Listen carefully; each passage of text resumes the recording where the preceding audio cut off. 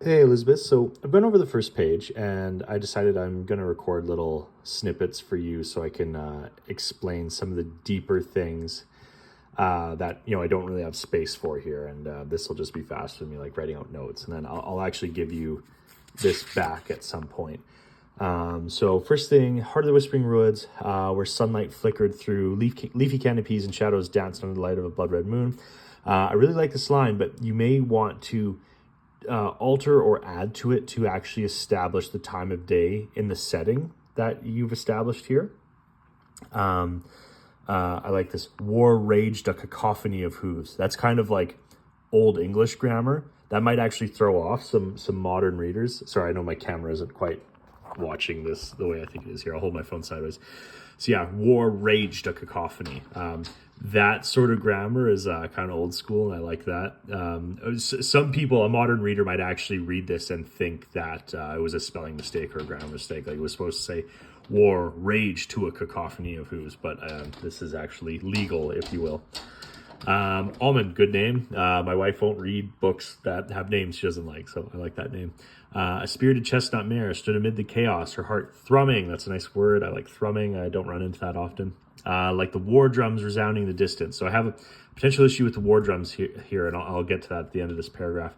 The air was thick with smoke and the acrid scent of burnt earth, a grim reminder of the fragility that once marked her family's existence. I actually like that last line too. It establishes that things were once peaceful and these people weren't warlike, but they were sort of forced to be by circumstance. They now stood against the Pegasuses. I would consider maybe changing this to a different plural, like Pegasi. Rolls off the tongue a bit better, but that's subjective. Do what you like. Kin cursed by hatred, driven by darkness, their once cherished bonds consuming the forest in a brutal blaze. So one potential issue with this paragraph is that when you start reading about horses, if it's not established, you're going to probably assume that these are normal horses with humans on them, right? And you say with war drums resounding in the distance. That line kind of tells me, the reader, if I didn't have an idea otherwise, that these are horses, these are normal horses in a war with humans on them. But then we get down to here and we see they now stood against these enemies that are obviously also horse-like creatures. And so I've now realized that these are anthropomorphized horses that are conscious and actors, if you will, moral agents, and they're the actual characters in this book, or they're characters in the book that make up the society, if you will.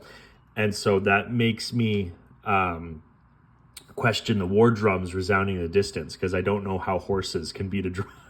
So something to think about. And like I said to you in the hotel the other day, it's easy to write logical errors like this into your work. I've done it many times, and so, but who knows? Maybe you have something cooked up as to how the horses beat drums. But from a reader's perspective, just jumping into this, I went from thinking it was like a normal horse or a real world horse in a war scenario to realizing that it was like the horses are like more fantasy type horses as they're fighting against other Pegasi.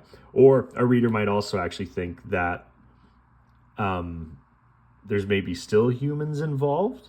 And maybe there are, and I just haven't got there yet. But you may want to like firmly establish that in your first paragraph. So down here, Dusty, her father, a robust stallion whose mane glimmered like a sunset, led their noble charge. You might be married to this name, maybe not. For the reader, you may want a name that maybe ties better to the traits you're attaching to this character. When I see Dusty, I don't necessarily think of a great leader with a glimmering mane like a sunset and whatnot. But again, that's subjective. That's up to you. But for a reader, you may like a more sort of stoic, noble name for who I believe you're wanting this character to be. But there was a rift in their lineage, a rift that ran deep, fueled by confusion and betrayal, as Cinder, a fire Pegasus with a heart of gold, nestled, you said, within her fiery wings. I would maybe change that to between. You have one object nestled within two objects. Unless there's something there that's part of your lore, I would maybe switch that to between her fiery wings. Sword over the battlefield, defending her family. So I have as we go on further here, I have a little bit of confusion because so she's a Pegasus and she's defending her family.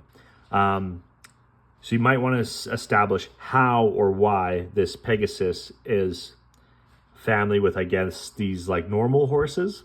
Flame, her older brother, a fiery blend of light and shadow, fought beside his mother, embodying the duality of their bloodline, the warmth of the family and the chill of conflict. So from the reader's perspective, I'm not sure if you're telling us that it kind of seems like you might be insinuating that Flame is like half horse, half Pegasus. I wasn't sure from reading this. So you may want to firmly establish